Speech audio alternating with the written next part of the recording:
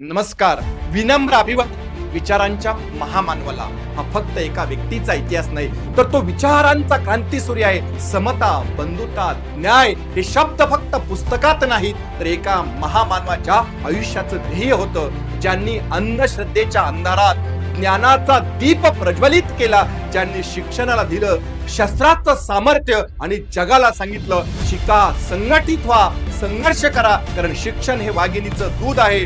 जो ते शिक्षण घेतो तो गुरगुरल्याशिवाय राहणार नाही. स्त्री शिक्षण असो किंवा आंतरजातीय विवाह असो किंवा विधवा पुनर्विवाह असो, ज्यांनी आपल्या कृतीतनं जगासमोर आदर्श ठेवला किंवा समानतेसाठी कायम लढा दिला, प्रत्येक सामाजिक परिवर्तनाचा केंद्रबिंदू ठरलं असं एकच नाव होतं, डॉक्टर बाबासाहेब आंबेडकर, ज्यांनी भारताला राज्यघटना दिली. जगातील सर्वात मोठी लोकशाही त्यांनी भारताला दिली. फक्त कायद्यांचा ग्रंथ नाही, तर प्रत्येक नागरिकासाठी न्यायाचं कवच दिलं. त्यांचं समाजकारण हे केवळ एका जातीपुरतं मर्यादित नव्हतं, त्यांचा संघर्ष हा केवळ एका धर्मापुरता मर्यादित नव्हता, तर ते संपूर्ण मानव जातीसाठी न्याय देणारे विचारवंत होते. डॉक्टर बाबासाहेब आंबेडकर हे नाव केवळ इतिहास नाही, तर प्रत्येक अन्यायाविरुद्ध उभं राहण्याची प्रेरणा आहे. आज त्यांच्या जयंती निमित्ताने आपण केवळ अभिवादन नको, तर त्यांच्या विचारांना आपल्या जीवनात उतरूया,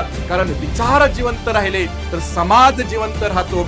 परिस्थिती माणसाला घडवत देखील नाही आणि परिस्थिती माणसाला बिघडवत देखील नाही. हे जगासमोर सत्य करून दाखविणारे भारतीय राज्यघटनेचे शिल्पकार आणि स्वतंत्र भारताचे पहिले कायदा मंत्री, विश्वरत्न, भारतरत्न, महामानव, ज्ञानाचे विद्यापीठ, मानवतेचे न्यायासन आणि कायद्याचे पंडित डॉक्टर बाबासाहेब आंबेडकर यांना जयंतीच्या निमित्ताने मनपूर्वक अभिवादन आणि सर्वांना शुभेच्छा शुभेच्छा शुभेच्छा.